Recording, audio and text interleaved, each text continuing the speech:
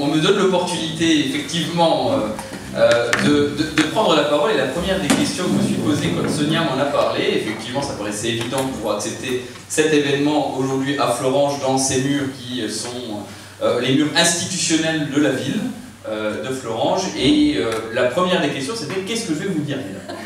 Alors pour la première des choses que j'ai à vous dire, même si par ailleurs, et je suis très content de pouvoir accueillir beaucoup de femmes qu'on connaît à Florange, des élus de la ville, des élus qui sont proches de la ville, des élus de l'agglomération du Val-de-Felge, mais il y a aussi beaucoup de femmes qu'on ne connaît pas, ou en tout cas j'ai jamais eu l'occasion de rencontrer, donc c'est effectivement tout l'avantage et tout l'intérêt toujours de ces réseaux. Le premier mot que j'ai à vous dire, c'est déjà bienvenue.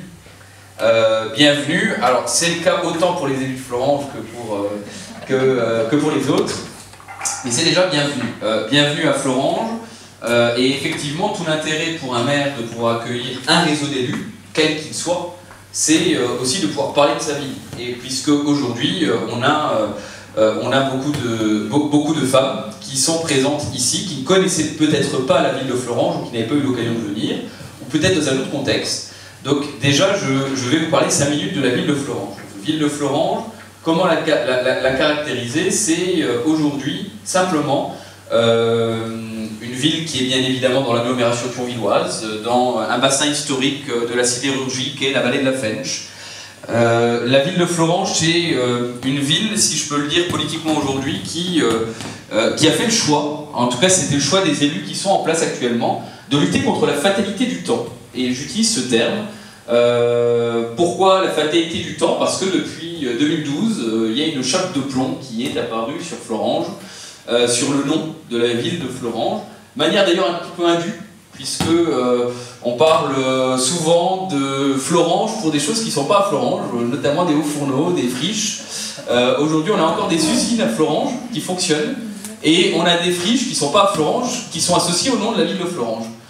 C'est bien évidemment la friche de Haut-Fourneau avec un événement qui est apparu historiquement et qui a fait parler de notre ville. C'était effectivement un certain président de la République qui est monté sur une camionnette et qui a fait des promesses et qui a fait le suivi de ces promesses chaque année, en venant chaque année dans notre ville pour parler des Hauts-Fourneaux qui étaient dans la ville d'à côté, la ville d'Aillange.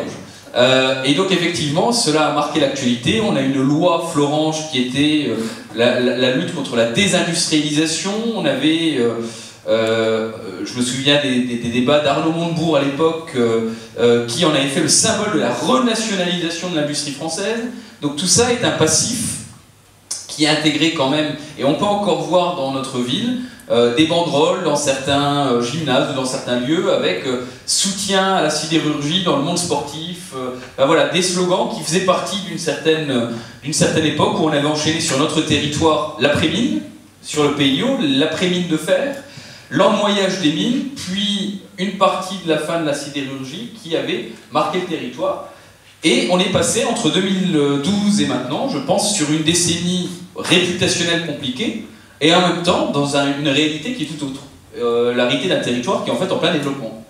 Et c'est pour ça que je dis qu'aujourd'hui le maire de Florange est ouvertement dans une dynamique plutôt avec ses élus et avec les élus du territoire, où on lutte contre une certaine fatalité. C'est que le reste du monde nous a vus pendant 10 ans comme l'incarnation de Germinal, avec les gueules sales sorties des mines, alors que la réalité de notre territoire, c'est qu'on est un territoire du Nord-Moselle, dans un territoire qui gagne des emplois, qui gagne des habitants, qui est tourné vers l'avenir, qui est tourné vers la modernité, qui se développe, qui est dans une proximité aussi bien avec Metz que Thionville que Luxembourg.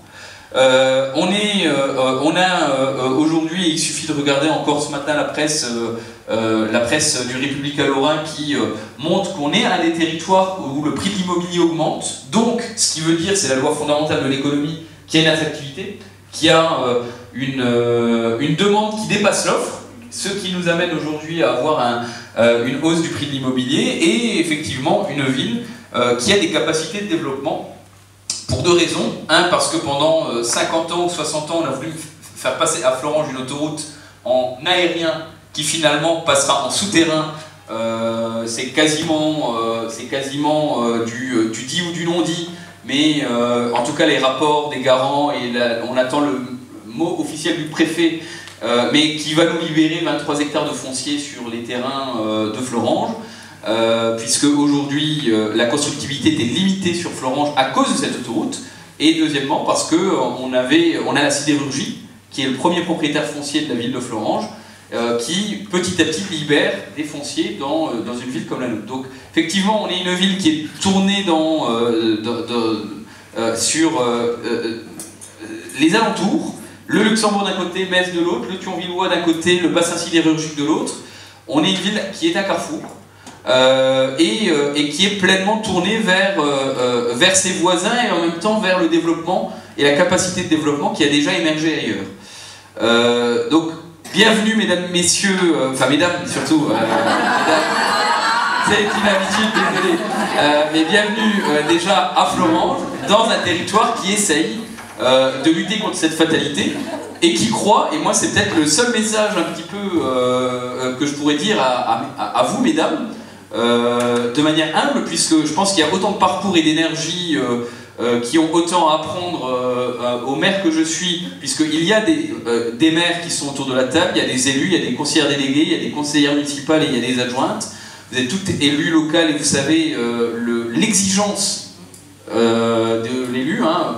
Vous me voyez en plein milieu d'une permanence sans rendez-vous et on sait que c'est cette proximité qui est attendue. Moi je crois à la volonté du politique et je pense que c'est vraiment ça la force. C'est la force de la politique, c'est ce qui est attendu au niveau local comme au niveau national, et vous incarnez, mesdames, cette volonté populaire et la volonté du faire. Effectivement, on est capable de faire des choses quand on est en politique, et c'est peut-être ce qui fait qu'on s'engage, c'est ce qui fait qu'on perd parfois du temps, et pour nos concitoyens, c'est que on voit la concrétisation de ce qu'on a envie de faire pour nos citoyens, et on le voit émerger. Et même si ça prend 5 ans, même si ça prend 10 ans, on voit ce qu'on a prévu, ce qu'on a voulu engager, se réaliser devant nous. Donc effectivement, c'est là où chaque élu, homme ou femme, a et peut avoir son intérêt dans notre parcours et dans nos institutions républicaines. Je finirai simplement sur un mot, c'est vous dire, j'ai aussi eu un parcours un peu, en tout cas pour ma part un parcours un peu particulier.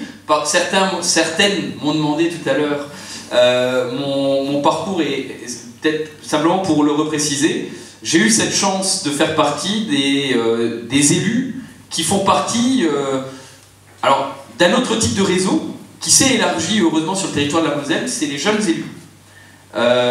Et c'est vrai que dans la vie des élus, on est considéré comme jeune quand on a moins de 50 ans généralement. Et effectivement, les jeunes élus de moins de 50 ans, il y a encore un mandat, étaient extrêmement rares en Moselle. Et effectivement, la chose s'est développée avec une grande force en 2020. On l'a vu également au conseil départemental, je regarde ma collègue Alexandra Pina qui est également avec moi au conseil départemental. On voit qu'il y a eu un vrai mouvement à partir de 2020 dans toutes les communes. Et j'ai eu cette chance d'être un peu, par le choix de mes élus, et je vais regarder quelques élus, notamment Caroline, qui, je crois qu'ici, et celle qui, avec Audrey et Corinne, font partie des personnes qui ont permis mon élection. Effectivement, j'ai eu cette opportunité suite à un moment douloureux au sein de la majorité, d'une émergence totalement indue et un peu par hasard. Ça arrivé vraiment en quelques jours d'avoir le choix d'une majorité. Le samedi, je devais être premier adjoint potentiel. Le mardi, on me demande de devenir maire pour une élection le jeudi. Et effectivement, à 22 ans, j'ai eu la chance de prendre une ville comme Florange de 12 000 habitants qui a des projets et qui avait son poids historique. On peut le dire maintenant, c'est de l'histoire ancienne et on peut presque le dire avec du sourire. Forcément, vous le savez toutes et tous, le poids et la responsabilité de l'élu, c'est un parcours qui a dû se forger. Puisque on apprend que être maire, c'est ni un rôle d'homme ni un rôle de femme, mais c'est pas plus un rôle de jeunes ou d'anciens. C'est une responsabilité qui s'incarne, c'est une envie et un besoin et une attente des habitants auxquels on doit répondre. Il y a une offre et il y a une demande. Ben, on va essayer de répondre à l'offre, on va essayer de répondre par l'offre à une demande qui est celle de nos concitoyens. Et effectivement, je crois, et ça a été pour moi la plus grande force de ce que j'ai appris en tant que maire, c'est qu'en fait, on peut devenir maire à 22 ans, mais on peut aussi devenir maire à 70 ans. Parce qu'en fait, paradoxalement, je pense que personne n'est calibré pour être élu au départ, et ça s'apprend. Et on apprend les codes au fur et à mesure des années, et on apprend les codes avec les désillusions, et on apprend les codes avec les polémiques, et on apprend les codes de l'élu avec les difficultés de tout ce qui arrive quand on est maire, et de tout ce qui nous tombe sur la tête. Quand on est maire, élu, adjoint, conseiller délégué, et ça fait partie de la richesse de l'engagement local. Voilà, je ne vais pas être plus long, je ne vais pas vous parasiter votre réunion, parce qu'effectivement, je suis un grand bavard. Ma vidéo au conseil départemental le sait, mais mes amis au Val-de-Fensch ou à la commune le savent. Mais en tout cas, voilà, vous êtes les bienvenus, mesdames, aujourd'hui à Florange.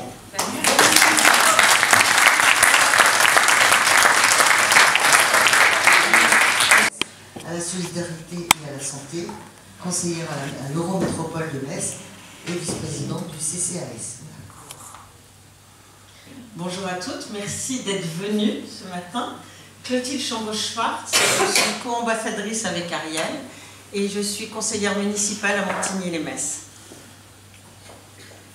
Martine Sass-Barando, je suis conseillère municipale déléguée à Ancy-Dorneau, conseillère communautaire, alors vice-présidente du CCAS d'Ancy-Dorneau quand même, et aussi suppléante du député Belkir Belhaddad. Bonjour, Rebecca Adam, conseillère municipale d'opposition à Allange et conseillère communautaire à la communauté d'agglomération du Val-de-Fensch. Bonjour, Lara Novalco-Sapir, je suis conseillère municipale à Longeville-les-Metz, dans la majorité. Je m'occupe des associations et du CCAS. Bonjour, Anna Kulichinski, je suis conseillère municipale de l'opposition à Longeville-les-Metz et j'ai la délégation des affaires scolaires. Bonjour, Kamaya Béchéri, conseillère municipale déléguée à la jeunesse et à la communication pour la ville de Florange. Bonjour, Audrey Vatrin, adjoint au maire, protocole, fête, cérémonie, commerce et artisanat et conseillère communautaire. Bonjour, Corinne Lombardi, conseillère municipale à la ville de Florange. Bonjour, Valérie Ngala, conseillère municipale à la ville du Gange. Bonjour, Evelyne Spanagel, adjointe au sport à la vie associative à Folquemont. Bonjour, Pascal Chater, je suis première adjointe à la mairie de Fèves. Bonjour, Christelle Caron, élue dans la commune de Talange et en charge des nouvelles solidarités. Bonjour, je suis Sylvie Dor, conseillère municipale du petit village de Mulsé. Bonjour, Martine Peltre, maire d'Asmoncourt, petite commune de l'arrondissement de Sarrebourg. Bonjour, Marine Cibot, conseillère municipale à Sogne et conseillère communautaire du Sud-Messin. Bonjour à toutes, Irma Volmer, conseillère municipale Montigny-les-Metz, dans l'autre camp, hein, dans l'opposition. C'est pas grave. Bienvenue. Bonjour à tous, Alexandra Revstock-Pinard, maire de Nuit-Lange, première vice-présidente de la communauté d'agglo du Val-de-Fensch, conseillère départementale de la Moselle et présidente du CAUE. Bonjour, Lucie Hirsch, adjointe au social, adjointe à la sécurité et vice-présidente du CCAS. Bonjour, Tiffany Di Prisio, conseillère municipale déléguée à Florange, la politique des médecins sur la ville. Bonjour, Sophie Touati, conseillère municipale à l'action sociale déléguée à la politique senior et conseillère communautaire au Val-de-Fensch. Bonjour à toutes. Alors, je m'appelle Kokachok Chatou, excusez. J'ai attrapé un coup de fourraille. Alors, Kokachok Gertrude, adjointe au maire à la ville de Metz, en charge de l'égalité femmes-hommes, population, cimetière, état civil, et du quartier Borny qui est QPV de la ville de Metz. Je suis également conseillère métropolitaine. Bonjour, Caroline Derat, Je suis la première adjointe de la ville de Florange, vice-présidente du CCAS et conseillère communautaire. Bonjour à toutes, Audrey Bergans, adjointe au service état civil et élections à la ville de Florange. Alors bonjour à tous, Véronique Schmitt, donc je suis première adjointe de la ville de Thionville, je suis responsable des sports à l'agglomération, assesseur, et je suis aussi conseillère régionale. Rebonjour, donc encore une fois Sonia Paternagel, adjointe à l'urbanisme, développement économique et conseillère communautaire au Val-de-Fèche. Bonjour, Laurence Péber-Mazet, donc je suis adjointe au maire à la ville de Mont-Blanc, déléguée aux affaires sociales, vice-présidente du CCAS, conseillère départementale pour le canton de Fanec et vice-présidente de l'UDCCAS depuis peu. Voilà. Ça vaut l'UDCCAS. Et pourtant, j'y suis aussi. Est-ce que le photographe, vous voulez faire une photo de tout le monde devant les politiques? C'est aussi de leur donner la parole. Donc il y a différents... c'est surtout par des rencontres comme celles qu'on fait. On va, après les interventions, la parole sera libre et vous pourrez évoquer vos réussites, vos difficultés. Je pense qu'effectivement, c'est extrêmement facile de se parler entre nous, quel que soit le bord politique, quelle que soit la ville, qu'elle soit petite ou grande, que ce soit rural, urbain. On a beaucoup à apprendre les unes les autres. Voilà, c'est un réseau qui permet aussi de proposer un certain nombre de formations, de webinaires. Alors, dans ce réseau, il y a également des journées des femmes élues. Je sais pas si... Voilà, ça c'est des formations. Voilà. C'est un réseau, je pense qu'on est à près de 60 ambassadrices pour l'instant, depuis l'année dernière notamment, et les journées nationales des femmes élues qui ont lieu au mois de novembre tous les ans, et je vous invite vivement à vous y inscrire. On rencontre des gens qui viennent de toute la France, y compris des dom-toms. C'est extrêmement intéressant. Il y a eu beaucoup d'élus qui se sont proposés pour être ambassadrices. Donc on était à peu près une quarantaine avant. Et là, il y a beaucoup de réseaux qui se montent un petit peu partout. Je pense que la France commence à être bien quadrillée par notre réseau. J'ai déposé à côté d'Irma et d'Alexandra un support de présentation des journées nationales qui peut être intéressant, surtout n'hésitez pas à en prendre. Il y a aussi un élément, un document sur la démographie, la place de la femme, donc ça aussi c'est intéressant, mais j'ai qu'un seul exemplaire, donc ça je vais bien le récupérer en fin de matinée. Par contre les autres documents, ça vous montrera ce que sont les journées nationales des femmes élues, c'est toujours fin novembre, là je peux déjà vous donner la date, ce sera le 24 et 25 novembre. Essayez de bloquer ce vendredi et ce samedi dans votre agenda, c'est quand même extrêmement précieux. On en ressort complètement boosté, on est, grâce aux échanges entre nous, vraiment en toute liberté, qu'on soit de la minorité ou pas, et surtout grâce aux formations, comme prise de parole en public, avoir de la répartie. Ça fait toujours du bien d'avoir une formation là-dessus, et plein d'autres choses, voilà. Voilà, je vous donnerai j'ai des petites plaquettes aussi qui expliquent ce réseau des rues locales. Donc pour toutes celles qui sont inscrites, je pense que vous allez recevoir la newsletter. N'hésitez pas à vous mettre également sur Facebook. Il y a le Facebook des femmes élues, donc des élus locales, et on a un Facebook spécifique à la Moselle qui s'appelle le réseau des femmes élues de Moselle. On a essayé d'en inviter la plupart d'entre vous. Pour vous faire rentrer, on a essayé de vous inviter Clotilde Deslois. Donc, sinon, essayez de trouver le réseau et de vous y mettre directement. C'est un réseau qui est privé. On l'a laissé privé parce qu'on s'est rendu compte qu'il y avait au départ des hommes qui se sont mis sur le réseau. Donc, nous les avons... bon, je vais être soft. On les a supprimés. C'est un réseau privé des femmes... réseau des femmes élues de Moselle. C'est sur Facebook. Alors, qui n'est pas sur Facebook? Parce que c'est vrai qu'il faut passer par ce réseau social. Vous pouvez me trouver soit Ariel, soit moi via ce réseau social. Et dès l'instant que nous serons amis sur Facebook, je vous enverrai une invitation pour rejoindre ce réseau. Voilà, ça nous permet d'échanger vraiment en toute confidentialité puisque c'est un réseau privé. Je vais vous faire circuler une feuille aussi. Si certaines se sont rajoutées, elles ne seront peut-être pas sur la liste. Je vous demanderai à chacune de mettre la ville, les numéros de téléphone, éventuellement l'adresse email. Alors on en a certains, mais pas tous. Le numéro de téléphone, ça nous permet aux nouvelles, qui sont bien bienvenues, de vous inviter à faire partie de notre site WhatsApp. On a un WhatsApp spécifique aussi pour la Moselle, pour les élus locaux de Moselle.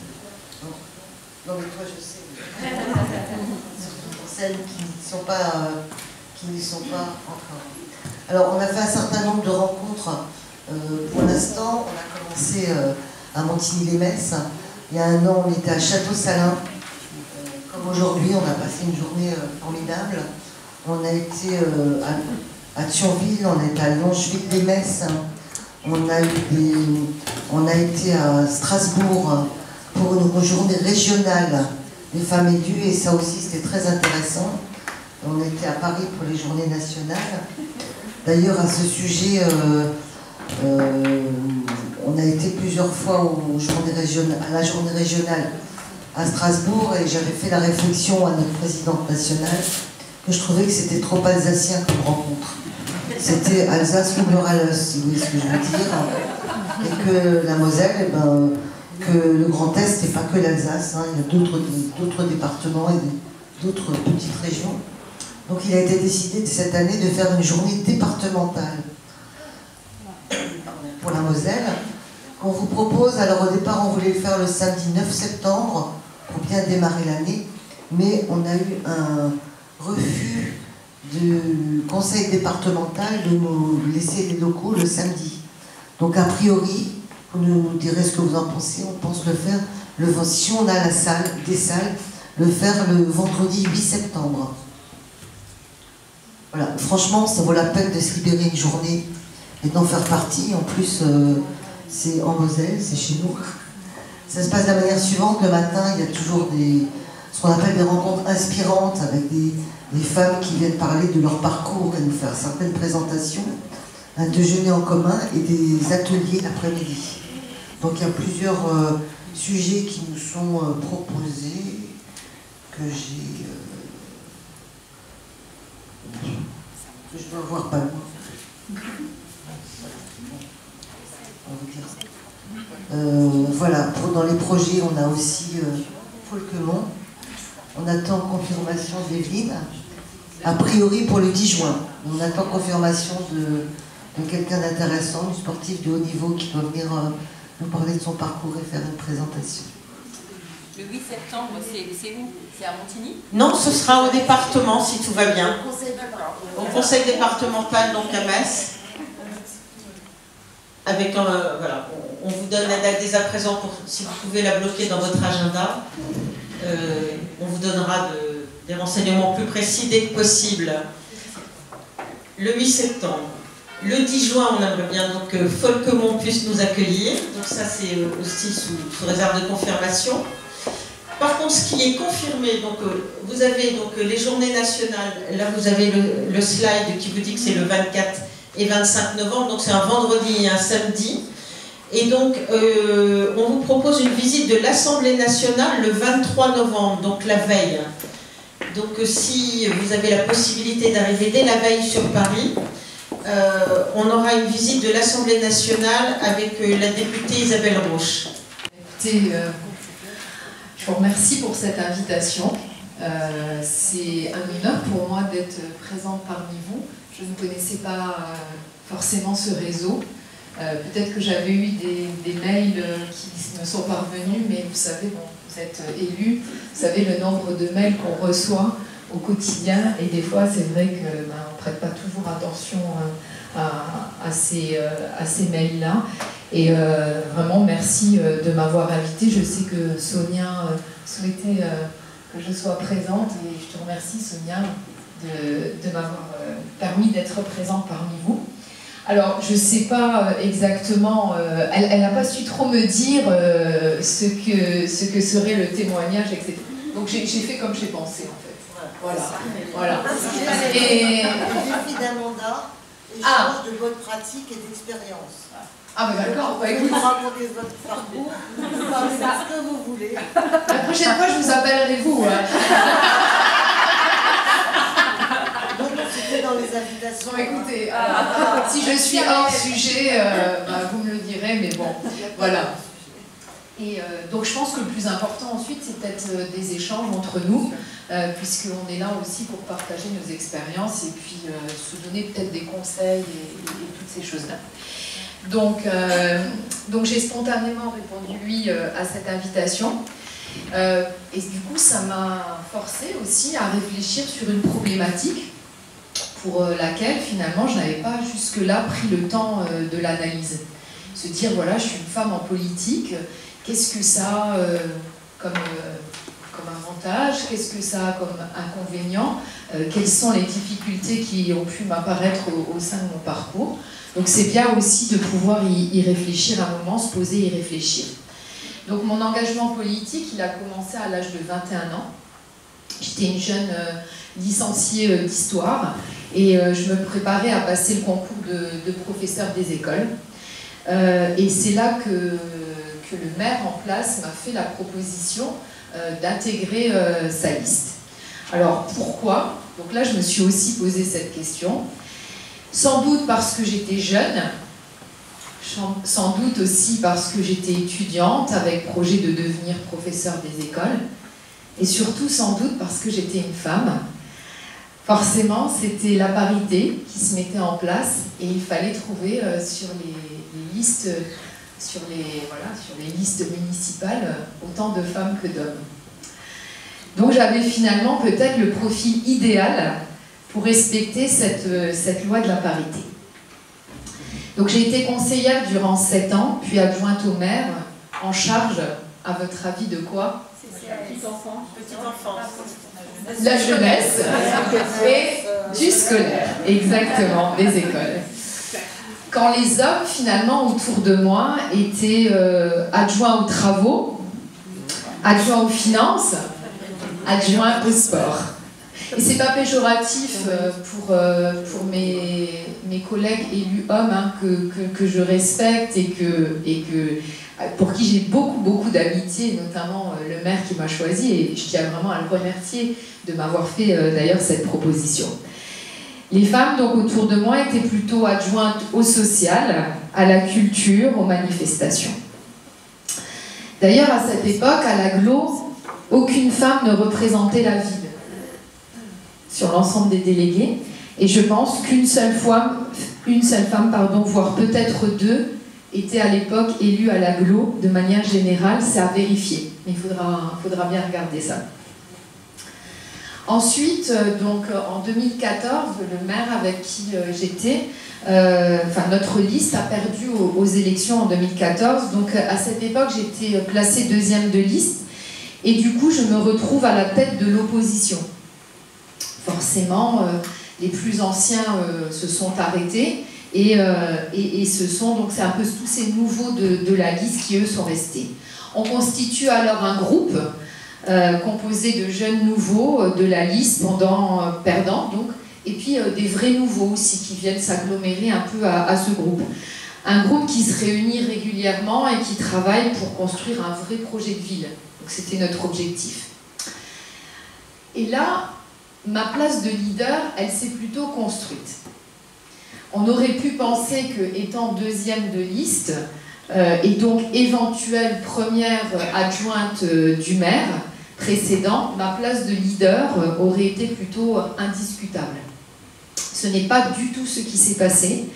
Il y a eu beaucoup de réticences dans mon propre groupe. Chez les hommes, oui, mais aussi chez les femmes. Chez les femmes. Pourquoi ce qu'on disait, à Mivange, on a plutôt une population âgée, une femme, ça ne passera pas, personne ne souhaiterait d'avoir une femme comme mère, etc. Ce sont des choses qui étaient véhiculées par des personnes que j'apprécie hautement, hein, je tiens à dire. Et peut-être que même moi-même, dans mon esprit, j'avais peut-être aussi ce doute. Donc on ne voudra pas une femme comme mère. Donc c'est à force de travail, de compétences, d'intervention aussi en conseil municipal.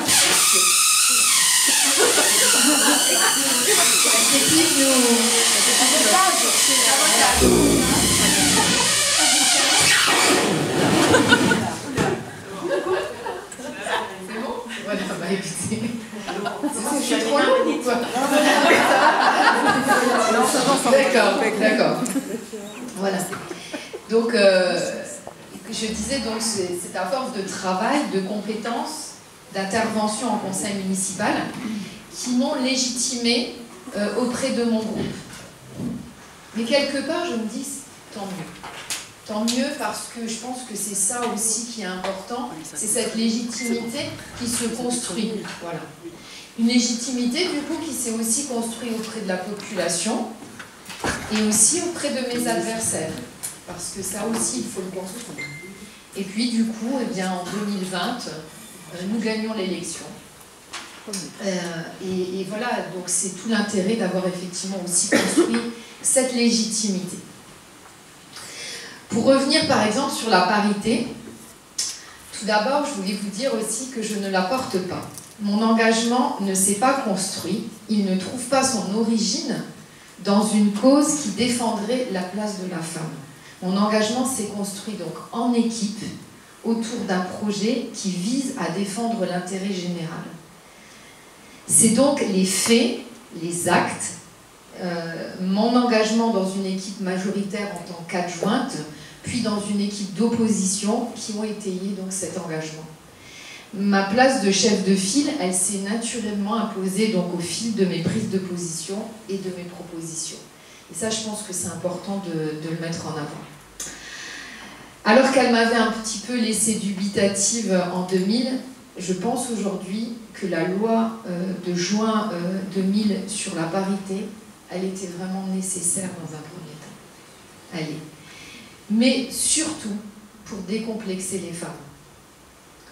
Pour leur faire comprendre et connaître un univers nouveau pour elles qui était plutôt et naturellement ouvert aux hommes.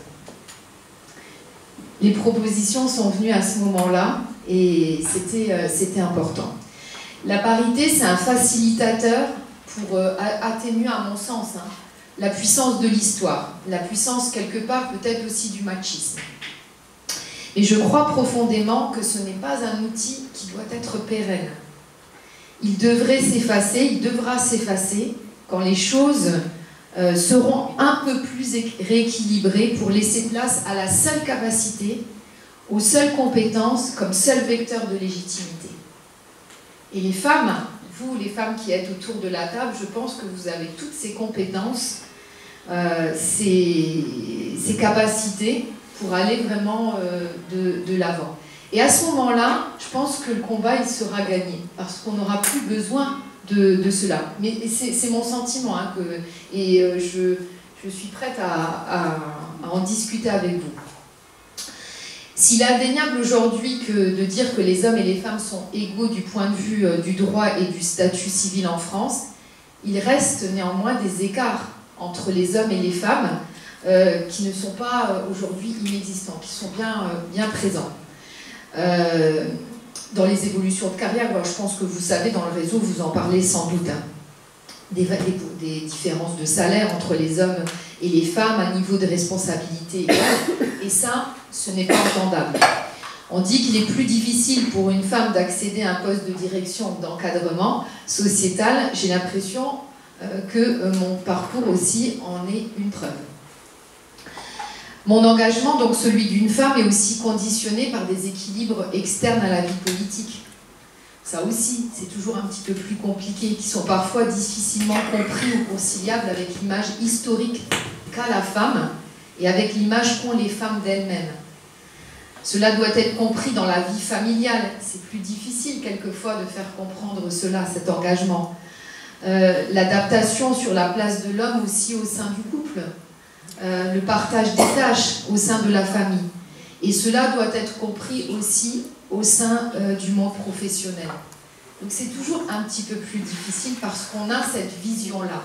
La femme, c'est voilà, elle s'occupe des enfants, elle fait plein de choses à la maison. Est-ce qu'elle aura le temps de s'investir en politique? Est-ce qu'elle pourra le faire?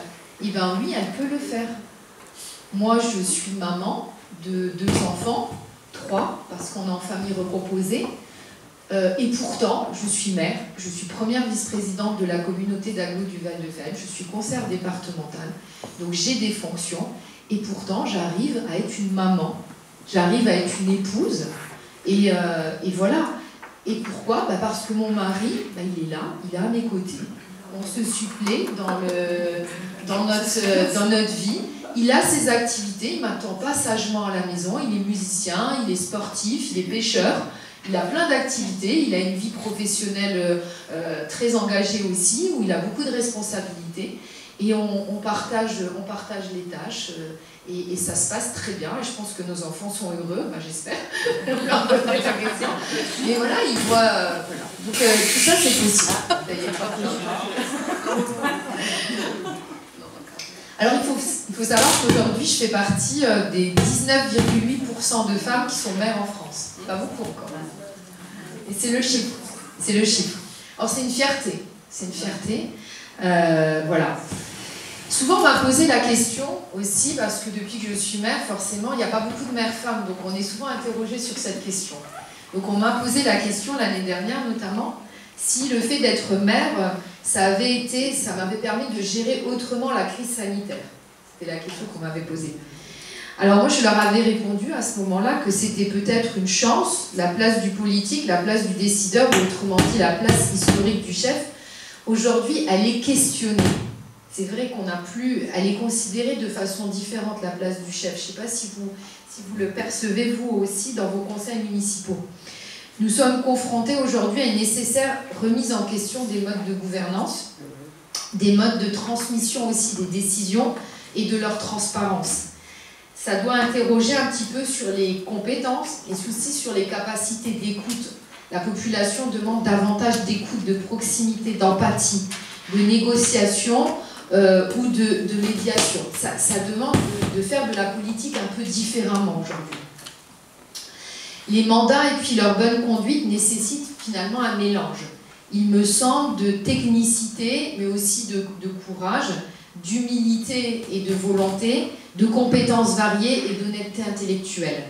Non pas bien sûr que les hommes en seraient dénués, pas du tout. C'est pas ce que je dis. Mais les femmes ont là peut-être quelque chose à apporter de différent et de bénéfique. C'est important, voilà.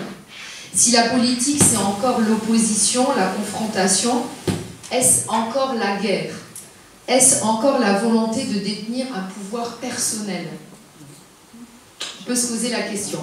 Il me semble que nous sommes à un tournant, du moins je l'espère, et à ce titre, la diversité et la mixité, parce que je pense que c'est ça tout l'enjeu, c'est la mixité en fait, ça doit devenir une force.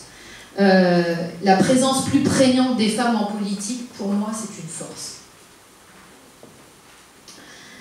Alors maintenant, je ne crois pas non plus que les femmes soient plus sensibles, plus comme ceci ou plus comme cela. Cela reviendrait à croire que l'esprit, il est genré, que les qualités et les défauts le sont aussi, et je ne suis pas du tout de cet avis. Chaque personne, homme ou femme, peut avoir sa sensibilité, son empathie, etc. Je pense que ça, c'est clair. De plus, aller dans ce sens serait à nouveau croire au domaine réservé, comme on l'a dit tout à l'heure, la petite enfance pour les femmes, les finances pour les hommes, et ça confine un peu à un moment donné au ridicule. Donc nous sommes égaux en droit, mais aussi nous sommes égaux en humanité. Ici encore, je crois donc à la mixité, comme en matière culturelle ou sociétale, je crois à la diversité. Ce sont donc des atouts, des richesses et des forces.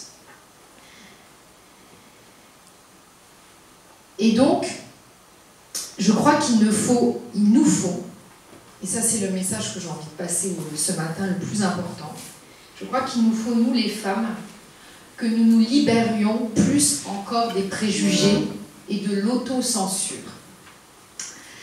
Je dois dire mon étonnement alors de constater combien la prégnance de la société patriarcale existe encore en France dans le domaine qui m'intéresse, la politique. Donc j'ai forgé cette opinion. Je voulais que j'enlève le micro. Donc j'ai forgé cette opinion lors de la constitution de la liste pour les élections municipales. Aucun problème pour trouver des hommes, aucun problème.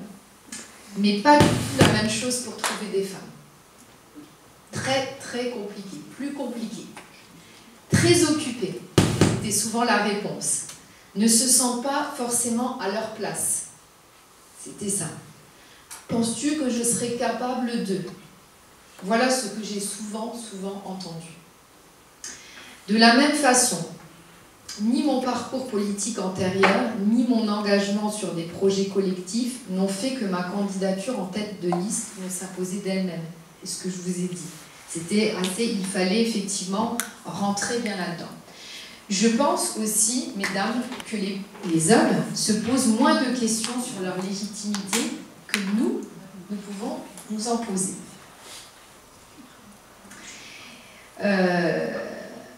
Parce que tout simplement, parce qu'historiquement, ils en sont à l'initiative, ils ont un peu fabriqué le système.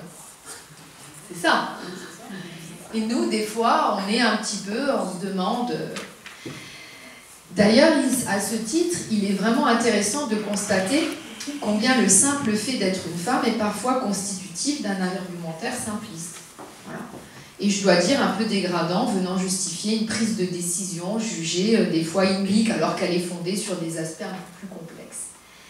On le voit, nous, dans les assemblées, en conseil municipal. Alors, je vais vous parler par exemple de mon conseil municipal. J'ai par exemple le cas d'une adjointe, aujourd'hui adjointe, qui faisait partie de ce groupe d'élus, enfin de personnes qui ont travaillé pour être élues en 2020. Elle a beaucoup travaillé dans ce groupe, elle était très compétente, mais au moment où il fallait un petit peu décider de qui serait adjoint, elle s'est écartée. Donc j'ai été la rechercher, la repêcher un petit peu, et puis elle ne se sentait pas compétente. Elle ne se sentait pas capable de devenir adjointe. Et donc elle ne l'est pas devenue. Je ne pouvais pas la mettre adjointe contre son gré. Donc elle ne l'est pas devenue. Et c'est par le fruit du hasard, un redécoupage en fait de la constitution du bureau en fait, qui a fait qu'elle est rentrée comme adjointe du coup. Et elle est extrêmement investie, extrêmement compétente et parfaite dans son rôle d'adjointe. Donc ça, c'est aussi important. Et pourtant, elle n'en avait pas la conscience là. À la communauté d'agglo ou au conseil départemental, je parle sous couvert de ma collègue, les hommes prennent facilement la parole. Ça, c'est général. Et nous, les femmes, on est là, on attend, on écoute. Et on n'ose pas forcément prendre la parole. Et pourtant, on a des choses tout à fait intéressantes à dire. Voilà. Donc, ce que je voulais dire aujourd'hui, c'était qu'il fallait aussi y aller, mesdames. Soyez assurées de vos compétences, soyez assurées de vos capacités, soyez assurées de la force de votre propos. Vous avez toute la légitimité qu'il faut à vous investir. En communauté d'agglo, je prends très régulièrement la parole, surtout en bureau. Je joue des coudes comme les autres. Et je n'ai pas l'impression d'être une femme, j'ai l'impression d'être une personne politique engagée pour ses idées, ses valeurs, ses convictions. Et voilà, il faut y aller et ne pas se dire qu'on n'est pas capable. Aujourd'hui, c'est je pense même presque une chance. Moi, je le vois au niveau de la population. La population me dit souvent « c'est bien que vous soyez une femme, ça change ». Donc voilà, je pense qu'on peut être un très bon maire homme, et on peut être aussi un très bon maire femme.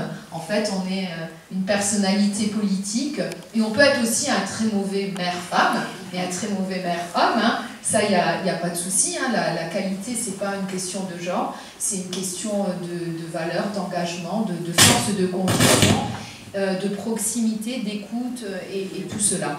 Voilà, donc mon humble témoignage ce matin, mais voilà, n'hésitez pas à me poser des questions.